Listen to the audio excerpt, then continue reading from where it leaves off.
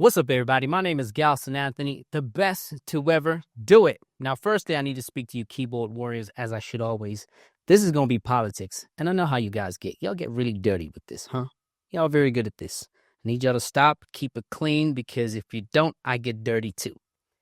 And since we're talking about politics, I got someone particularly interesting inside studio today. This man is head of elections of Nkonte, and hopefully I pronounced that right, because I know you guys are, right?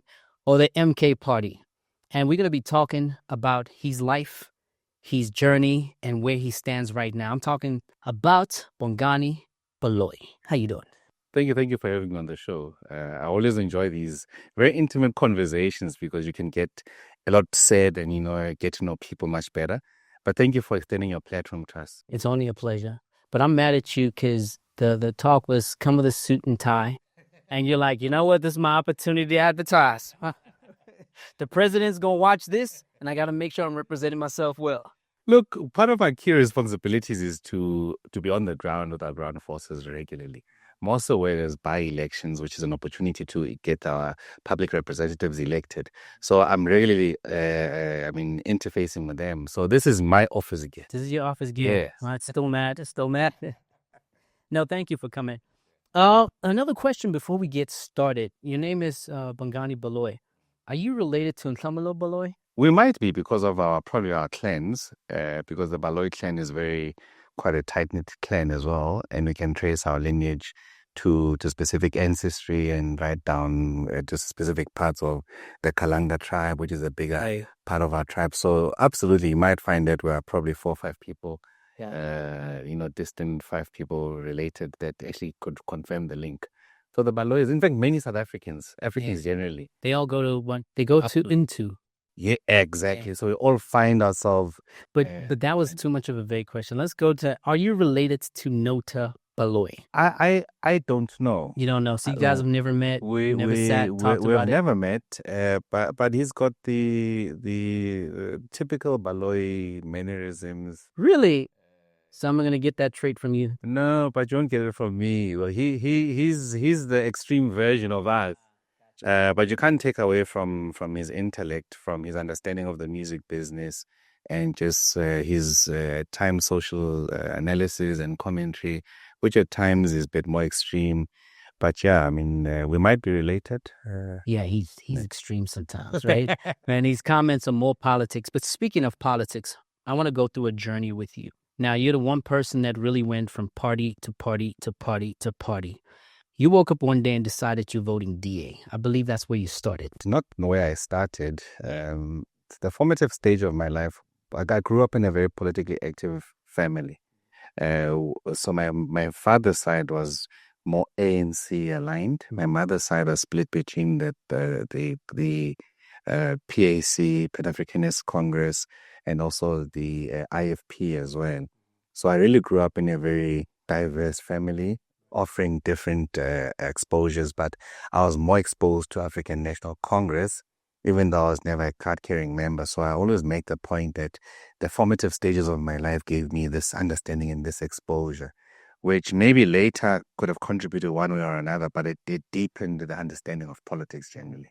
And you decided to be a rebel and then go?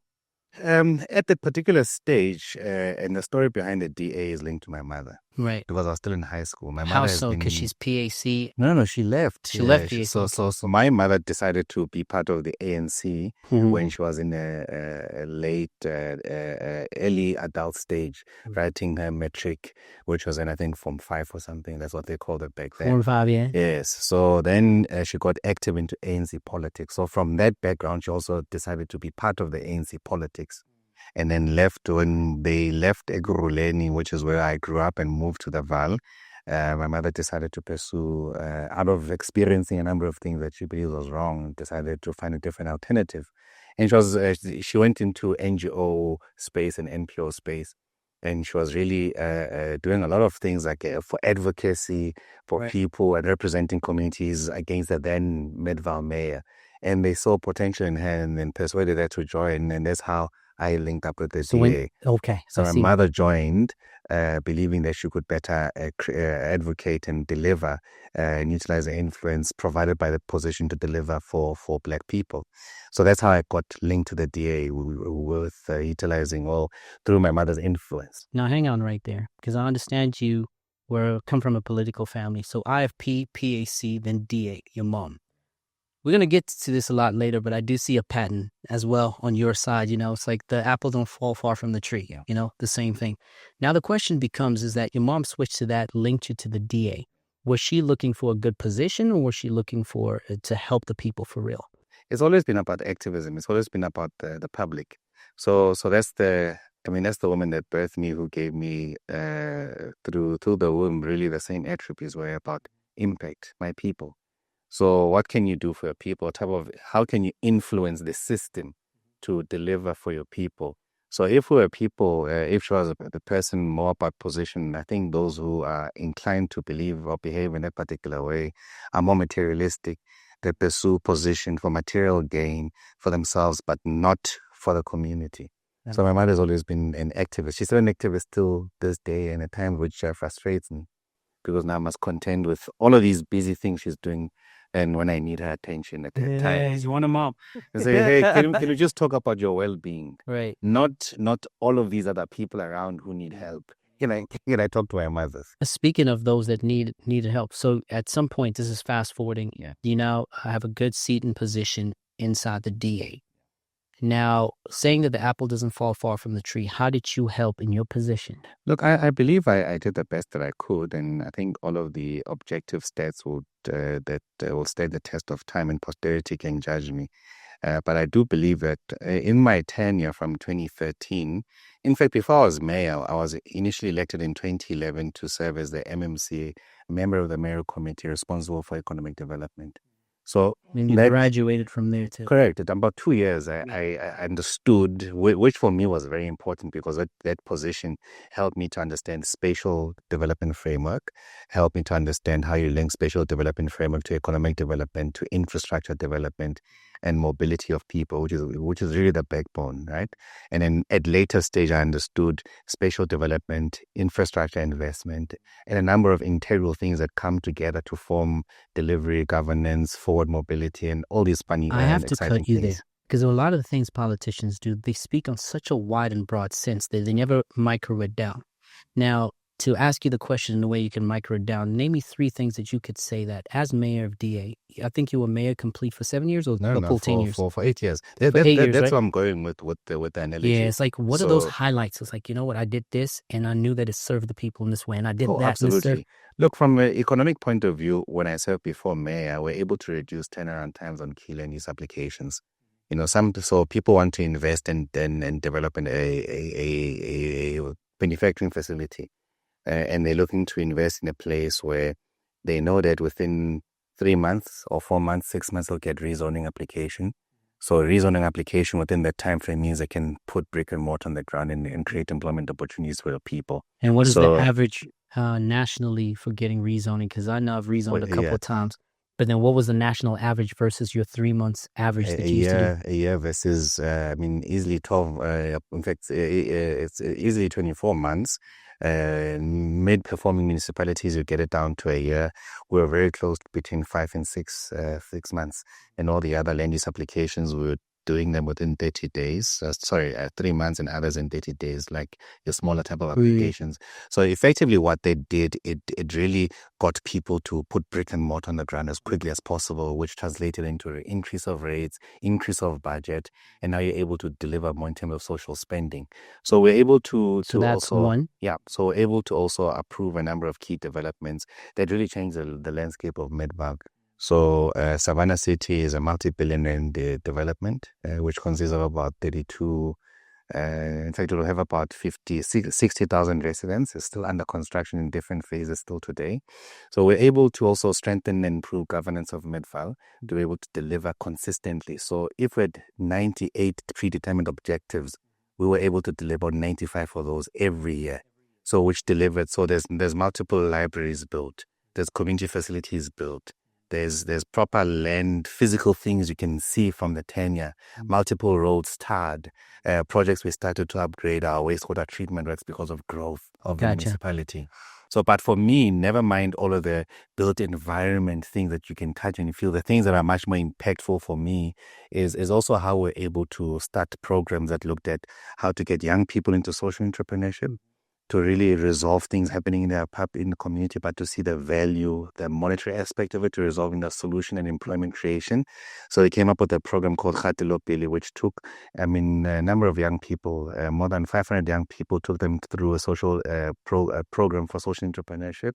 And a number of them today, they're business owners. I want you guys to make sure that you write in the comments how true it is, because firstly you spoke about Savannah City. Do you guys think it was functional within his time? Let's be fair. Within his time that he was there, was it functional? Was everybody doing their parts?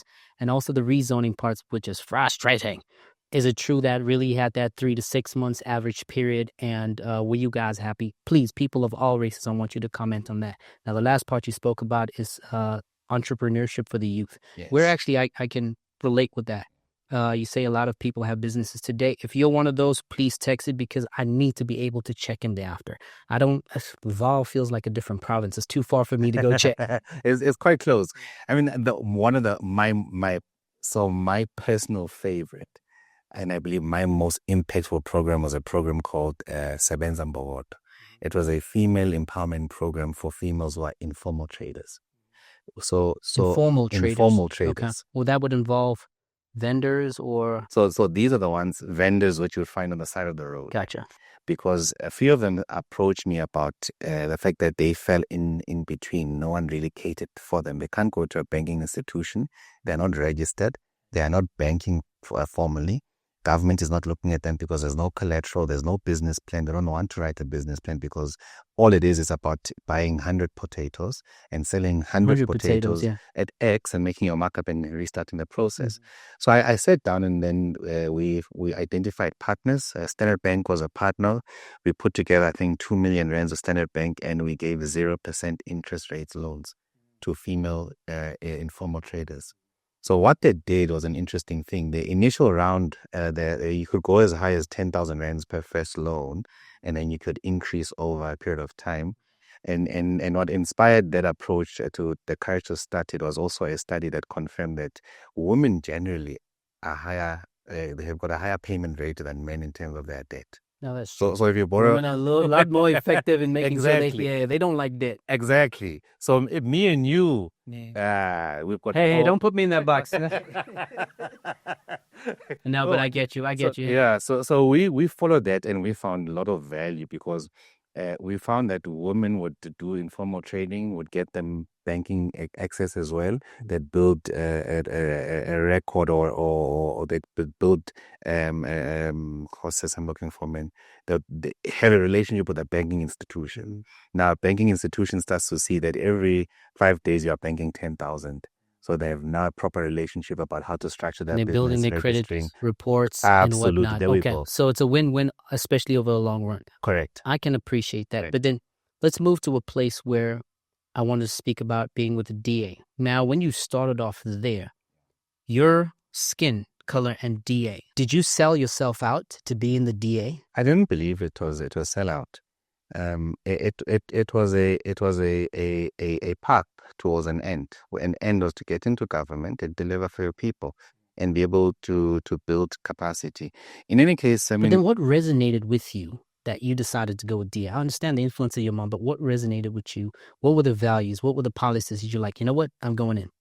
So you see, the DA, you got to a stage, and this also speaks to, I think, the development stage of politics journey for me personally, because there's a stage where, as an individual, you start appreciating more about politics, and you get excited about terminology such as liberalism, the individual, and you as an individual person having the agency to determine whatever you want to, and not being confined in a group. So the more you get deeper into understanding yourself as well, you realize that we're actually put in a system. You go to a multiracial school, so you're speaking English. So your path is more of assimilation the more you assimilate as a young black person, the more you lose your sense of self and essence of self, right? So you lose what makes us a Bantu. So those are key. Not everyone is Ubuntu, by the way, because you don't have Ubuntu, Nesintu, and all these things that make you Ubuntu. Gotcha. So for me, I battled with internal contradictions in my whole time with the DA. Yeah, but you're not speaking about on your way out. I'm saying, why did you get in? No, that's what I'm saying, that you were enticed by this excitement. Gotcha. Yes, Your individualism. individualism. Okay, so you felt like you were losing yourself in the process of the core version you were. Correct. It took you 10 years to figure that out. So we also, once you got deep into the DA, we actually realized that the Democratic Alliance is a platform that can be taken over and repurposed to serve the interests of black people.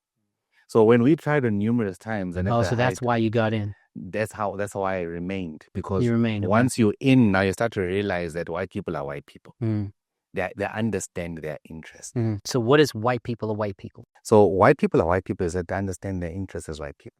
So they're very clear about their interests as white people. They understand that they're a minority in this country and they need to sustain their interests in this country. They need to sustain their access to the economy and access to the benefiting from this country. But with that question, right, they benefit themselves, but then they put you as mayors in Val, which is a big city, as compared relatively compared to the rest of the country. I mean, we've got the big 4 or 5s, but Val is one of the cities that they ran, and they put a black man as a mayor there, and that's a very good position. How did they serve their interests while making a black man as mayor? So obviously, you want to eat into someone's base, you want to grow your base. So when you are very clear about getting into this, the growing your base, getting to the black electorate, you can't do so utilizing steanism. You also need faces that people see and relate to.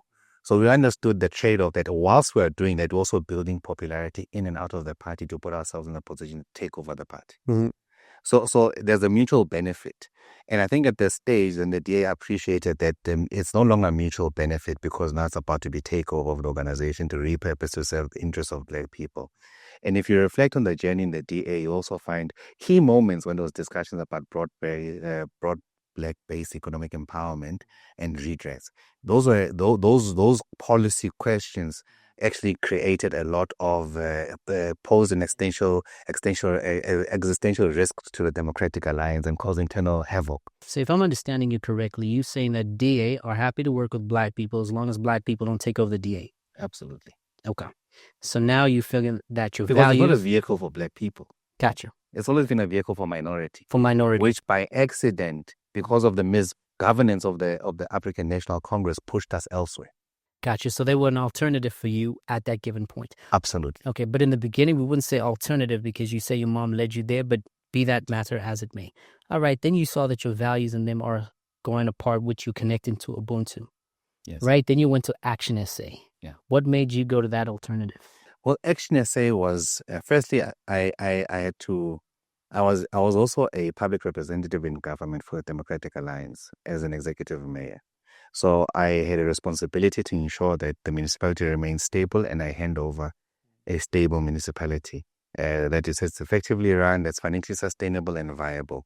So so once I finished my term, that was the end of my term with the Democratic Alliance.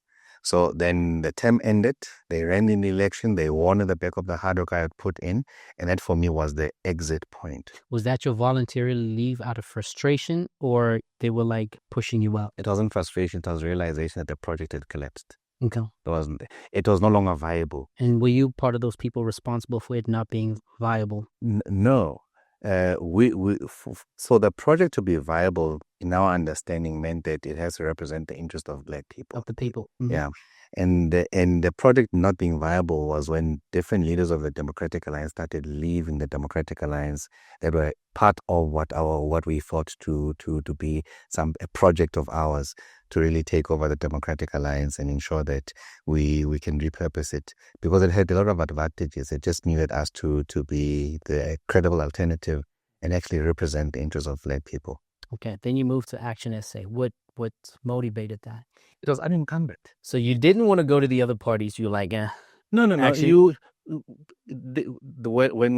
the Democratic Alliance ceased to be a viable alternative for the country, I often honestly still believe it doesn't tell me why you left and to come to ActionSA. No. Let's take 2 steps back. Right. So that project collapsed in the Democratic Alliance. When it collapses, it ceases to be a viable alternative. So we must find another home. So we can no longer continue the project and ensure that you repurpose the Democratic Alliance to be a mess pot, which with millions of black people openly associate with and have believe and they trust this organization, because the white supremacists have taken back the organization, and that's why you see them reversing on key strategic and fundamental. But what if I said to you, if I'm looking at the patents here, is that I would say that you've taken this time to discredit them. But if they said, look, man, we will give you a better position, a bigger check and bigger privileges, you might want to go back. Never. You never want to go back? No. So for me, it's been about the cause. You see, I entered politics when my peers were playing soccer, and you grew in politics. The more you understood politics and understand what is at stake for our country, what is at stake for global South, why is there so much interest in colonial masters still replicating themselves and manifesting themselves through these multinationals now that are in our country, extracting significant resources to the little benefit of our people? Why is it that at this day and age we say 30 years later in democracy, but yet black people are still in the economic margins, right? So you've got a government that was in power, that had all the majority but could not do all the things it had to do. But you also understand that they were also infiltrated. So you understand that there are global superpowers that want to control this country. Right. While we're talking about that factor, because I wanted to actually run through your journey, and these are topics that we can address, but I think we'll use a different time on podcast for that. But it does seem that this is an opportunity for you to talk trash about the DA as much as possible. So this is what I will ask. This is what I will ask. All right. Since you're showing a picture of how backwards the DA is, they move forward to move backwards. What is it? Instead of asking the questions, what is it they should do? 2, 3 key factors that they should do to say, look, DA, if you did this, I would have had a lot more respect for you. This would have worked for the country. What are those factors? No, I don't have an interest to advise the DA on anything. Not to advise, but now you're speaking to the people now, but to say that if DA did this, we're like, all right, we respect that. No, we can never respect it, because so you see, I've been in politics for some time, and I think I've got a very healthy appreciation of politics and deepened understanding of it, and to understand what the DA represents. So I'm not a 21-year-old or 18-year-old that joined the DA, or 17-year-old. I mean, I'm a grown man now, so I understand that the DA is an enemy force. So I can never go to a platform and say to people that if the DA were to do the following things as an enemy force, they would be okay. No, they represent an enemy force that will subjugate the people of this country. Where's your Ubuntu? Because now here's my question with the Ubuntu. The thing is, Ubuntu is not a simulated, but it's what we black people are, right? We have that for the most part. Now, Ubuntu, we can extend it also to the next person. Now, we're seeing an enemy force that you call the DA as non-Ubuntu. Where's your Ubuntu to say, look, man, you have a responsibility as someone in government and also one of the bigger parties to be doing A, B, C, D for the people.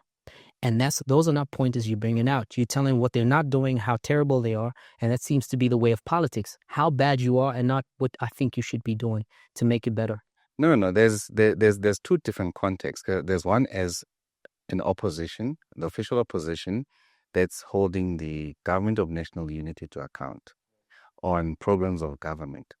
So you are asking me about my journey vis-a-vis the DA, and I'm explaining, and I've said on multiple platforms how it manifested. So what you are trying to draw is that maybe at home there's multiple exposure to politics, right, which led to me moving across to politics, now trying to maybe paint a picture of someone who's moving across. But I'm saying no, not at all. So if you then take a step back and analyze it in terms of the space of politics, you'll understand that I started in the, or call it center right of politics, and actually moved with ActionSA center left, and with my own organization moved left and found controversies at left. So we found we'll get to there. Yeah. So, but when you look at it that way, you start to understand even in the views and how you moved from but center you believe right. You're still in the center somewhere. No, I'm not even center. I'm left. You're far left. You've gone left. Okay. So let's talk about that. But you still haven't answered. So why ActionSA? You just needed to have a home? Is that what it is? ActionSA you just needed a home. Represented this now a party which was unencumbered which appear to have no links with funders of the DA and would not become a black DA. So they represented a party that which is established by somebody who has not been in politics for too long to be embedded into what is wrong with politics. I want to actually ask you then, what conversation did you have with him? No, with Herman, correct. So we worked for about a year. And I've also explained this, that he had differences with me, and to an extent threatened with how we're growing the organization, and felt that he didn't trust me. Many people had whispered to his ear, said all sorts of things. He believed them, didn't give me an opportunity. And for me, it's neither here nor there, because and we had issues about how the party was run and the role of funders in the organization. Because when you want to push more left type of leaning arguments, you are told what our funders going to say. So essentially, the politics that is played now in our country is a politics of money. So whoever pays, now you have to go and sing. You gotta assimilate to what they say. Absolutely, and against the interest of your own people. Right. But isn't that what politics is about? Because I don't see any political party, and we come to MK soon, that is actually doing the interests of the people. They're doing the interests of themselves and the greater versions of themselves. So if you went to ActionSA, is that what you felt? It's like, okay, this is in some form. There's a sample of a little bit of DA as far as listening to what the people say that gave you the money. Is that how you felt? Parts of it. But right. Look at how people resonate with where I am now. Oh, we'll get there. I want to make a point about even how people resonate with those organizations that left, black people specifically. So you realize how black people actually did not capture their aspirations and trigger a new sense of hope. Now it speaks to what the offer is, how they describe the offer. And now you look at where the organization Umkhonto is now, which is a totally different thing, because there's a people thing. Now back to the thing about Ubuntu. Ubuntu is not just being nice and extending. People have humanized Ubuntu to a great degree, and Ubuntu is much more broader than that Ubuntu. In fact, there's little understanding on Ubuntu. It's not just being nice to people. All right, let's take this opportunity to break down Ubuntu according to the understanding. So Ubuntu, firstly, starts with this: I am because we are. Let's start there with Ubuntu, because that speaks to an individual's relationship with the community. White people and liberals will tell you are an individual first. You are an affirmed individual first. Black people tell you, before you become an affirmed individual, you become an affirmed individual on the basis of your social contribution. So you don't start out as umuntu pelele. No. You become umuntu on the basis of your contribution to society. Other people. Okay. So we are more of a community. I'm looking for the word. More not communism, but communal. We're a communal society. So when you start understanding that I am because we are, it speaks to our relation. Generally, it speaks to the fact that we are because of the things that bind us that are important to us, which is isintu, which is amasiko, which is basically our cultures, which is our laws and the laws of our forefathers. So you can't impart that on people who don't share the laws of your forefathers. So we have a fundamental, because you don't understand it. So Ubuntu also speaks to the land. When we speak land, we speak three things in the main, right? What is beneath the land, minerals, and what are laws that govern what happens beneath and on top, and the laws of our forefathers, not anybody Watch else. your mic. Oh, sorry, I'll get passionate when I speak about these things. So this is the foundation of that. The second part is our cultures, our customs, that form part of this as well. And then there's an interesting part about Ubuntu versus democracy. Because we never elected leaders. So let's do this, right? Because I wanted to take the trip so that we can understand why and who you are, right?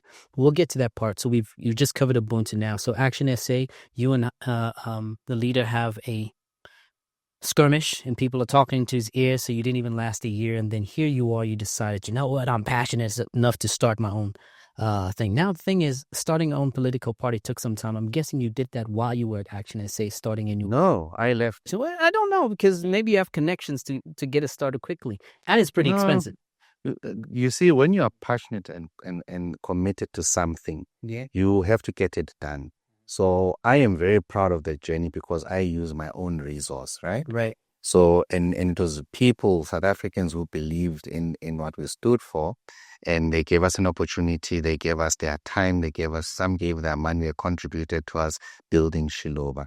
And Shiloba is, for me, a very important moment in my whole political career because it's where I took some time to Now really let's understand, codify. what does the word Shiluba mean? It means flower. Flower. Yes. Okay. So why did you choose Shiluba? Well, firstly, we wanted an indigenous African name for a political party. Number two, we wanted a strategic name. And when you make your mark on the ballot paper, you make X. I see. Yes, that could be. And Not at the bad. same time, You should be a poet. So Not bad. Not bad. And then a beautiful name, a flower, in which we believe were flowers of the And it's Tonga because you're Tonga. as well, correct. So we came up with that, and it was a moment where I was able to sit down and really think about politics and how my path has been, and I characterized it as a path of assimilation, consistent assimilation. And why am I assimilating into the cultures of white people? I got tired. I really got tired. Why when I'm in South Africa, in Africa specifically, I don't become myself and transact in politics the way that any black person should. And you move outside of these limitations of this is what you need to do, this is what you need to do, this is how you relate to the West, this is how you relate to. Can I ask you all something? these isms. Something very interesting. And I'm seeing this within the thread of politics. Yeah. Why is it that politics is now white versus black, us against them? Because that's what you're displaying right now. It's like, okay, white people don't have Ubuntu, they don't understand, they'll never understand, they never come from that background. So, and this is their minority in the country, so we are against them. What happened to South Africanness? My brother, Because a flower, yeah. Shiluva, Yeah. right? I understand the old poetry behind it, but now that's a beautiful thing. It's a blossom, all those beautiful things. It doesn't just take the flower to become a flower. It takes soil, it takes rain, it takes water, it takes, photosynthesis for it to become a beautiful flower. Now I wanted to actually take that and use as a metaphor to personify it into the situation. Why can't black, white, colored, Indian, and all the other races become South Africa and lead it into that fashion as opposed to black versus white? Yeah, it all sounds very nice when you say it. Consider the structure of the economy today. Consider the fact that black people are in the economic margins. Consider the fact that you've had moments in the country where we felt like a nation. And those moments where we felt like this beautiful rainbow nation were events. It was the elections in 1994 when our parents voted for the first time. 94 to 96, I remember 99. Also, you could say also it was 93, the World Cup as well. It felt like 95 rather, a wonderful rainbow nation. It's events. So when we leave those events, white people get into their cars and go to their suburbs, better living conditions. Black people get into have to go to bus stations, taxi stations, and go to some townships, some informal settlements. So the spatial planning of apartheid still persists. So with that being correct, Yeah. one of the things I always challenge is that all the time when we do this political talks, right? This is not just with politicians alone, but regular. There's this. They call it white supremacy, how black people is elevated white people. And that's not the case in my experiences, in my long-time experience, is that white people, maybe at some point they were up there, as we black people up there. We black people are up there quite a bit. Yes, the majority are still there, but in every country, majority are poor. Majority are poor, right? And in this country, majority are black people. But there's just a lot of black people that are doing amazing. Yet the same black people that are doing much better than majority of the white people still elevate them. And I feel like they bring that into the politics. You can count those black people. You're speaking about anomalies. You're speaking about exceptions. Well, that being said, I mean, again, we look around the world and we look at those exceptions. But given time, I'll have to skip through that. My apologies for that, because now we have to get into the core matters, right? No, but let's address, we'll get to the core matters. Okay. Let's address this one. It's very Anomalies. important. So we've got how many millionaires in South Africa? Let's talk stats. We've got 17,000 millionaires that have that are worth 18 million rand and more, right? That's $1 million or 19 or 20 million dollars. We've got 17,000 of that. My majority of them live in Johannesburg, Pretoria, and Cape Town. That's a lot. That's 17,000, which makes half of the country, which is 34,000 millionaires through and through, which is spread amongst Indians, whites, and so many more, right? 50% of the millionaires in South Africa are black. That's more millionaires than any country in Africa. As a matter of fact, there's more millionaires black millionaires, not millionaires, black millionaires in South Africa than the whole SADC region, not SADC, the Southern African region. That's not an anomaly per se if you look at it like that. Here you can count black millionaires. You can also, people loosely refer to millionaires also the middle class who are heavily No, we've talked about people worth 20 million rand and more. above those guys. But I can tell you, if you look at that stat in recent times through over a period of Ramaphosa's period, you'll see that has significantly. It has dropped. That is true, but still higher than most of the countries combined. That's not what we are comparing. We're not comparing which country has the highest number of black millionaires. We are saying that there's an issue of the structure of the economy. There's a 2 trillion rands, about 2 trillion rands GDP of the country, 1 trillion rands budget of the country, etc. Who extracts from that, right? So you'd find that majority is white people in white companies. Who owns the majority of land in this country? It's white people. Who owns majority of JSC in this country? It is white people. That is fact. But now, do we have to destroy white people? No, we're not win? destroying. No, we're not. We're not. When you fight for your people and your people's I like rights, that sentence. Fight for the people. Yeah, not fight against the others to fight for people. No. You are framing it that way. You are framing it that way. I'm not framing it that way. I am saying the issue is the fact that the structure of the economy, the land ownership patterns, and how the SOEs have been raided and who has been benefiting from SOEs, the 40 years evergreen contracts and SOEs and ESCOM and various others as well, and being extracting things in this country has not benefited black people. And that's a fact. And the fact that we still have colonial powers who want to dictate and determine laws in this country. Those are facts. Those are facts. No, but I'm going to those are facts that are there. But what about us? What about us as a culture, as black people? What are we doing? Because you mentioned community. I was very happy with that statement. I remember Ubuntu, right? We don't even have Ubuntu amongst ourselves as black people. What are we doing and what should we do to make sure that even though those exist and we have to dismantle it to some degree, which I'm not taking away from that, dismantle, but what are we doing? What is our responsibility? Do we keep throwing stones at the white people and forget that we could take the same stones to create bricks to build our own houses? No, that thing only in movies, take stones and build a house, only in movies that stuff works. In reality, you understand there's the economy, there's the laws that govern the country, which give preference to specific races, which prevent certain things from happening.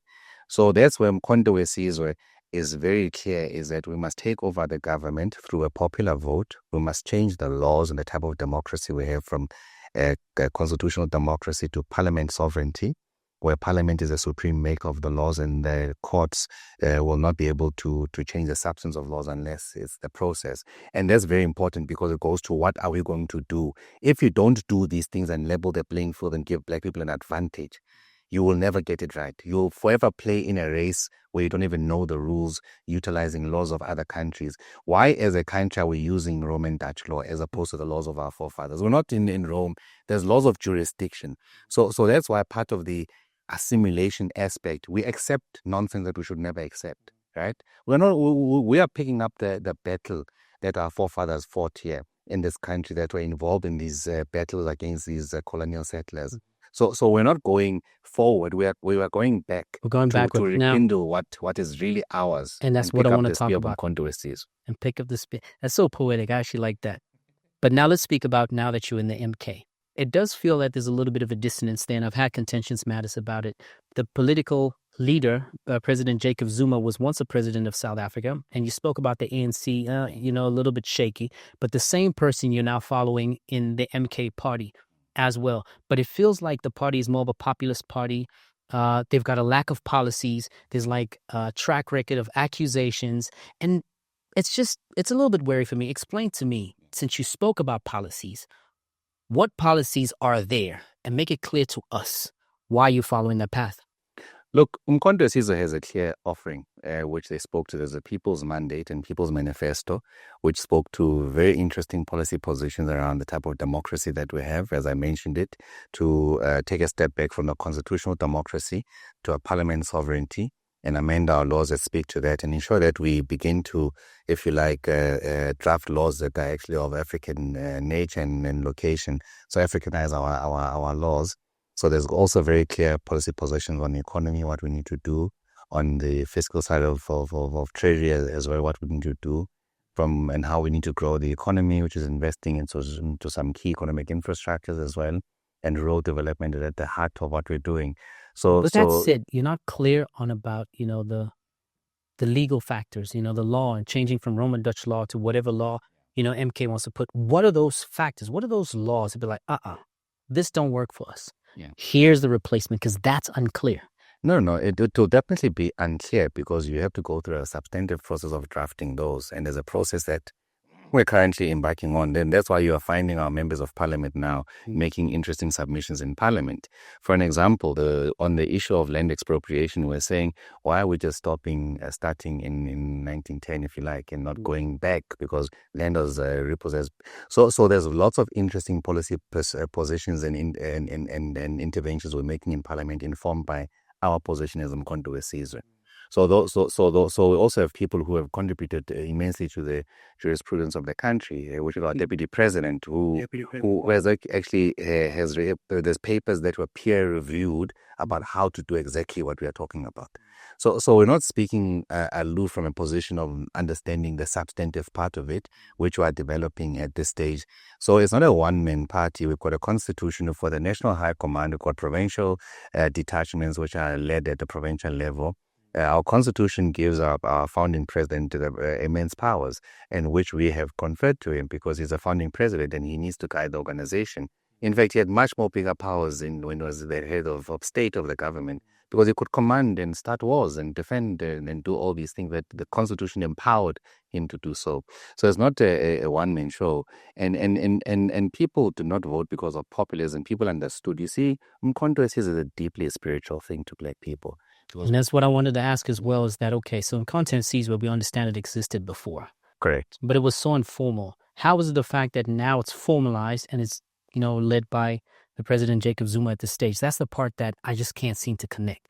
You've got an answer to that. Put aside the informal part when it was in the ANC and what it represented. It was the liberation wing, military wing of Let's be clear, it was more military wing than liberation. No, but they were involved in liberation in the struggle. So you can never divorce them out of that. So they were part of the struggle. So we see them as a liberation force as well, a very strong liberation force for this country. And we can never take that displace history in that manner. So our firm view is that Umkhonto we-Sizwe, the restarting of Umkhonto we-Sizwe on December 16th was very important to the body politics. In fact, would argue that over the past 5 years, it has been the single biggest political shift in this country. Because at that stage, there was a far gone conclusion what's going to happen in government. There is going to be a coalition between the ANC and the Democratic Alliance. And Umkhonto we-Sizwe came and represented a force like no other and re-inspired the hopes of black people. Well, we can say that was unexpected. Correct. But it has been seen before in South Africa, and I don't know why it's not spoken about. There was a party that just popped out of nowhere and disappeared. COPE. Did President Jacob Zuma take a page out of it? Because it kind of happened to him. It was kind of like a thing to go against him particularly, right? Who started COPE, how it started, I'm not quite sure. There's all so many speculations. Do you think that was an answer to ANC by COPE like MK is to ANC? Do you think there's the similarities there? There's no similarities at all. Which wards after the general election did COPE win? Very minimal wards. Did COPE move from a zero base to where they, in one province, about 45% of the popular vote? Not at all. COPE was not 6 months before. But nationally they did good. They did reasonably well, but we are far above that nationally for a party that was started 6 months with minimal resources. But you're looking at the formal side of the party. At least they had a history. COPE had no history. But anyway, I'm not trying to give COPE some sort of... No. But with whatever matrix you put, you cannot compare those two things. You cannot compare those two things. So how this organization resonated with millions of South Africans, and we firmly believe that our votes were stolen as well, that we're actually the biggest party in this country. You feel like currently We you believe the so. biggest, That's why we're in court challenging the elections. the biggest party. We are the biggest Do political you party. feel like that's not far-fetched? It's not far-fetched. It's what we firmly believe in. That's why we've taken the matter to court. So you the guy, because you're head of elections there, right? So you the guy that is, making that insinuation as well as leading that factors in court. Am I correct? Correct. Who do you think stole your votes? It's clear. It's IEC knows best what happened to our votes. There was 2 hours, more than 2 hours, where there was a glitch in terms of their system, and all of a sudden, so all these sort of things started to happen, and there's no any explanation at this stage. We're in our court process. We're also struggling. So you feel like the votes were stolen from a? It's not a feeling. It's not a feeling. No, you keep saying it's a feeling. We know our You votes know. were stolen. Okay, so if you know your votes are stolen, be clear that this is what happened. This is how it was stolen. But that's why we're in court. So we're also extracting information from the IEC to prove these things, because we know, and they were giving us difficulties in extracting some of this information. How did they do it? So our next affidavit or papers was going to tell that story. So I must hang in there. So my podcast is a little too early. You're a little too early. See you next month. So it's quite. I mean, it will clearly demonstrate where these met, what happened to our votes, and more so in case there are no officials are caught with their votes that they shouldn't be in their position. So we firmly believe that Umkhonto weSizwe won KwaZulu-Natal with majority, and in that I feel too. So I think there is no discussion for that. So in the country, we firmly believe that we're the biggest party. The country, I feel like, is very, very, very, very far-fetched, right? So now let's talk about if it's proven unlikelihood in the next 2-3 months, right? Because elections are 2 years away from now. 2-3 months, hey, it's proven that MK's votes were stolen. Actually, they've got a 52% majority in the country. What happens next? Look, you have to, there has to be a remedy. So we'll, as we file our papers, have prayers or relief that we seek, and we'll very clarify those. And this is material, so it might even warrant a revote as well. And the thing is, this is where you're running away from the question. And say, if you guys win, because that's the hope that you're going to court for. Yeah. You're not going to court and be like, oh, we won. Okay, let's continue with life, right? Yes, so when you find out you win, what is next? Because one question that was not really put out to me that was asked is about policies. That was not clear to me. In terms of the law itself, the Roman Dutch law versus the law that you want to bring out, that's not clear. Now the one that's also not clear is that if you had to win, what would be next? No, that's very clear. When we file papers, you say this is the relief you seek. So you set out your matter, then you say relief number 1, nullify these elections, right? So if we get that, immediately it triggers a re-election. So then it means we must all go and contest for the popular vote again. Okay, and so what's going to happen to IEC? Is there going to be watchdogs over them? So if that happens and there's a provable case, so it obviously means that something has to happen to the leadership and the commissioners, national commissioners of IEC. They need to be held accountable for this. So then you can't have a re-election with the same people who caused this challenge that we're facing. So there has to be consequence management. So they must all be fired. So you must have an organization which is beyond reproach, and you trust its integrity. So that's the second part. So naturally, those things are set out in our papers to court to say this is the relief we seek: relief number 1, relief number 2, etc., to ensure that we restore what is ours. So on that one, we're very clear, and we're also very clear on policy alternatives. So there are some. What I want to know, what's the alternative? Because the first part, it just sounds like, hey, you guys, all you guys have been making a mess. We're coming for you. It doesn't sound like there's a actual remedy to the situation. No, there is. Let me just tie on the second point. When we speak about changing the laws, we also want to ensure that our traditional leaders, our royal households, have power, have real substantive power to be able to co-govern the country with us, right? So at this stage, an Induna, a king, a councillor has more power than these two people, which would never have happened. So our democratic government actually remove power from people who are closest to the community, who should play a meaningful role in delivery of public goods. So we are going to restore those powers so they co-govern with us and not just bystanders and engage when there's a law to be made, etc., etc. But we're going to insist on those. So our traditional, our royal houses, our indunas are going to play a substantive role. They're going to be able to even direct budgets in their rural areas. So this is part of the basket of offering that is an alternative to what is happening currently. Policies. for the youth, how would you do that? So one Because it seems like the older people are busy getting rich. The ones down here, the younger people, nah, they're not having access to any sort of governmental money, some sort of private money, some sort of connection. They wait for them to turn 50-something. Yeah, look, we are also very clear that we're going to return conscription, military conscription to young people. The moment you leave high school, you get into military conscription for about 2.5 years. And from there, you decide whether to continue and in the military and access You're going to other turn South government. Africa to Switzerland. Not really. We're going to turn South Africa into what it should be. Switzerland. We can never, I mean, So mandatory army, or even apartheid. Apartheid did the same thing. You know, you had to go into military. yeah, but excluded only on the basis of race.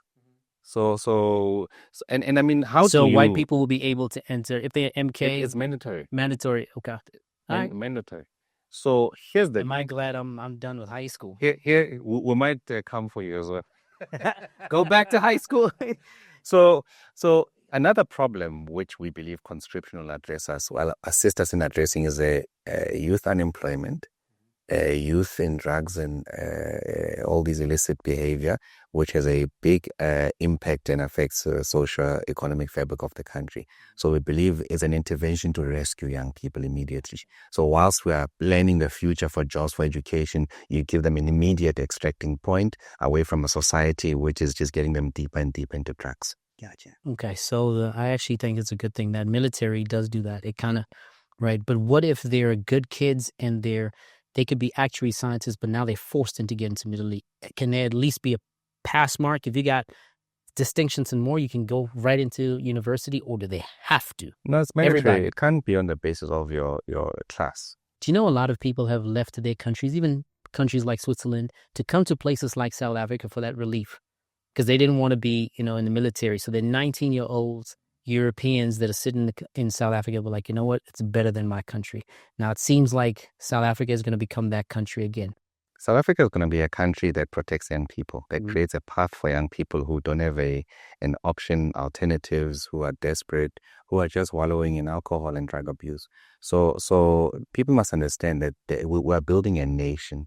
So when you carve a nation, you ensure that you've got your basic laws that everyone must go through, and one way of a rite of passage, if you like, for young people. That is very important to reset our trajectory as a country, and it's important to ensure that we equip young people and conscientize them what is happening, but prepare them for the future. So you also can have a country where young people cannot defend themselves, where young people don't have the level of discipline that's required for them to pursue whatever they want to in life as well, where they're just left to their own devices. We are too Americanized as a country, which is not good for us because it's eroding our sense of self, our culture, our laws, our Ubuntu as well. So we want to become more Chinese and Russian. We want to be more South African. So we want to be more about the things that are important to us as a people. So we are a people that have an identity, that have our own belief system, ideology, and at all times we must protect that. Any country that does not protect its essence becomes a country that many people cannot recognize, because you become more of whoever has an influence over you. Well, in conclusion, thank you for coming. I want to give you your time to speak about what it is that you want to say. I want to be fair as much as I've challenged you through and through, which I think you should come back because there's a lot of other things that we got to talk about, right? But I want you to say what you need to be said. And the thing is, please, for the love of goodness, it's not like I endorse it, all right? But yeah. No, look, we're quite excited to be in Umkhonto weSizwe. We believe Umkhonto weSizwe is a credible alternative for the people of this country. It's the reset we need for this country to move away from the assimilation to the cultures of white people and laws, to move back to ourselves and our essence. You start shaping your country on the basis of who you are. And I think our essence is being eroded. And the fact that we are where we are as a country is testament to that. So the future is MK. Umkhonto weSizwe is going to govern this country. Umkhonto weSizwe is going to deliver the full and final liberation for Black people, to ensure that we move away from the economic margins and at the center, and build a country that we recognize, a country that our forefathers are going to be proud of, and a country that respects who we are and the things that are important to us. as the indigenous people of this country.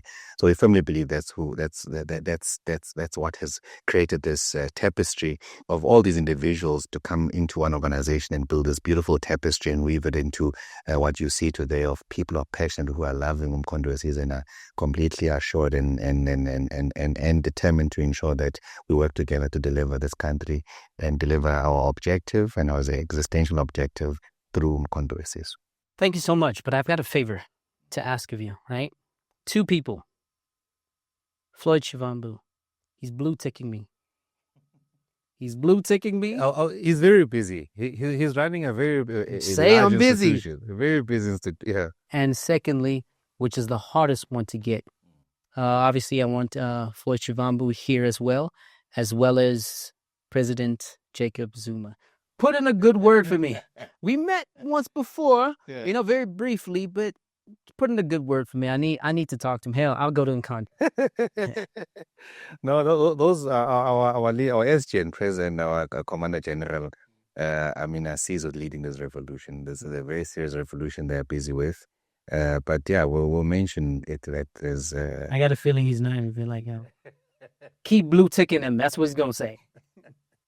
No, thank you so much for coming, man. As you know, that please respond respectfully. There are a lot of contentious matters that has been spoken about here, but to grow a nation, my belief is that we got to do this with deep and good discourse. And you may challenge my views, you may challenge his views here. There's no problem with that, but please be respectful. No nasty words, please.